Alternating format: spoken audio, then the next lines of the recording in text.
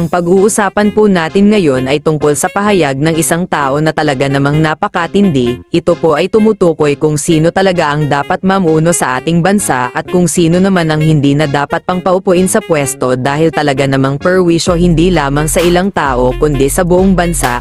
Sila yung mga ganid sa kapangyarihan at malademonyo ang asal mababae man o lalaki. Sinabi rin niya ang dahilan kung bakit dapat tanggalin ang pogo sa ating bansa na ginawang legal ni Digong Nyo dahil sa pera kahit na masama ito.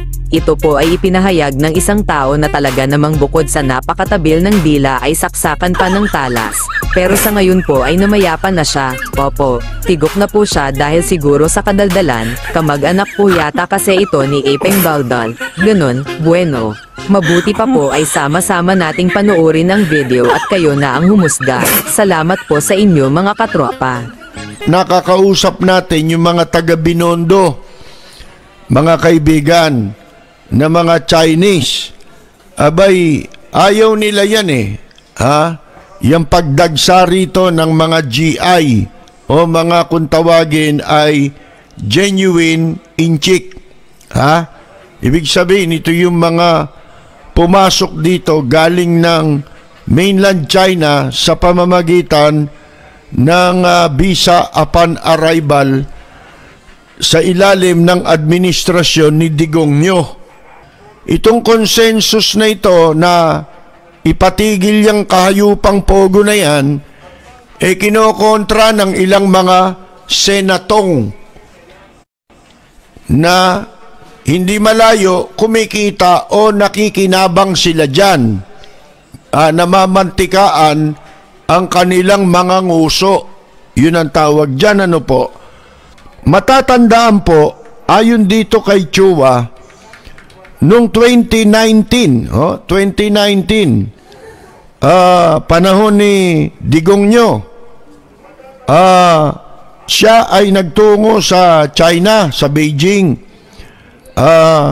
Mismong yung kanyang amo na si Xi Jinping ang nagsabi o nag-request pa kay Digong Nyo na itong online gambling establishments sa Pilipinas na nagke-cater sa mga Chinese nationals katulad ng Pogo ay dapat ipagbawal sa Pilipinas.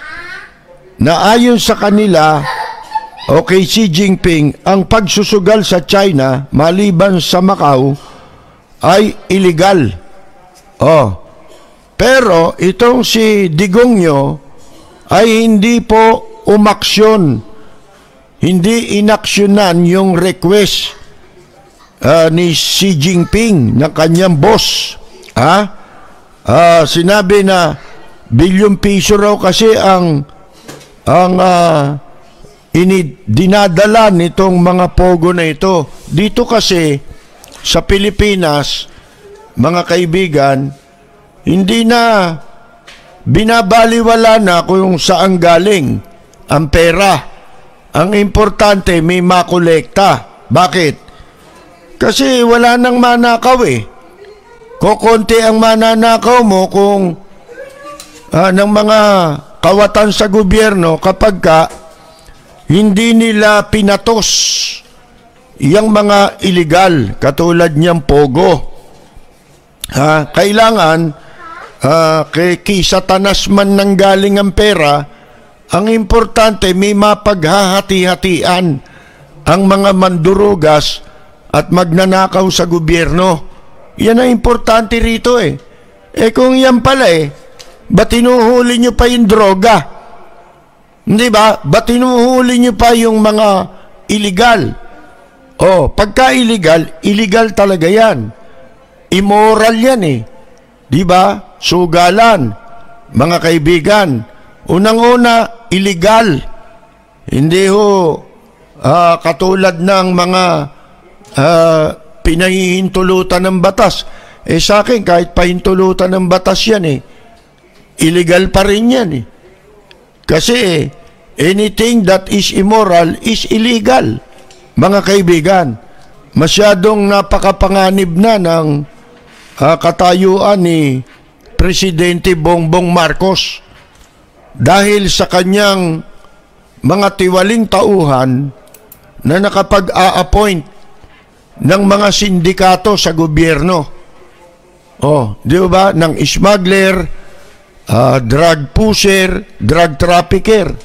Trafficker pa nga mga kaibigan At kung sino-sino na naglalagay sa panganib, hindi lang sa kanya, sa presidente, kung hindi, maging sa bansa at mamamayang Pilipino. Saan tayo pupunta? Kung ganyan na na-appoint, matagal ng panahon, sinasabi ko sa inyo, di ba? Kapag ka ganyan, katulad nung nakaraang administrasyon, ang nangyari, yung mga masasamang tao napupwesto na sa gobyerno, hindi ho ba? Ang sabi ho dito ni Chua, itong leader ng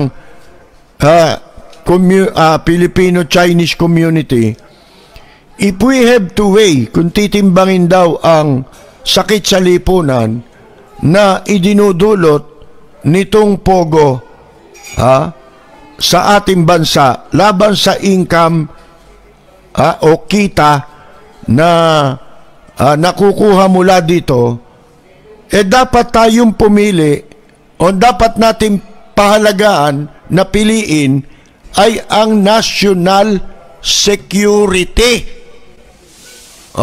Yan ang sabi nila. And if this continues, tagal ko nang sinasabi yan Di ba? Ngayon lang isa-isa, mga kaibigan, nagsusulputan sapagkat wala na yung nananakot na administrasyon.